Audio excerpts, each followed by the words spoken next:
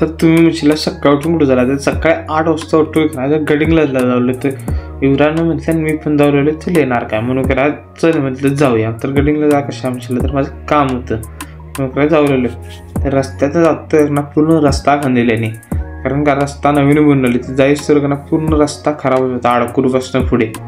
9:30 वाजता ना मग गडिंगलजमध्ये येऊन बसला. गडिंगलमध्ये येऊन बसला तर ना पहिला नाश्ता करूया म्हणून ना युवराजनं नाश्ता करून नेल्या. तर नाश्ता ना मिसळ घेता, मिसळ एवढी टॉप होती की नाही भाऊ म्हणून नाश्ता करून जरा ना तिथेच आमचं काम होतं. काम झाल्याने युवराजने म्हटलं चल तुला आता सोडतो म्हणून ना बस लागलेली होती. बस लागली म्हणजे येऊन बसलो. तर बसमध्ये काय एवढी गर्दी नव्हती म्हटलं ना मला बस मिळाली नाही का ना. काहीच दिवसात का ना भाऊन एक नवीन सिरीज चालू करणार, तुम्हाला लवकरच कळतील काय सिरीज आहे ते. तर आता ना घराडे 12:30 वाजता पोहोचलो. तर घराडे जातो तर ना भाऊन लाईक आणि फॉलो करून जावा.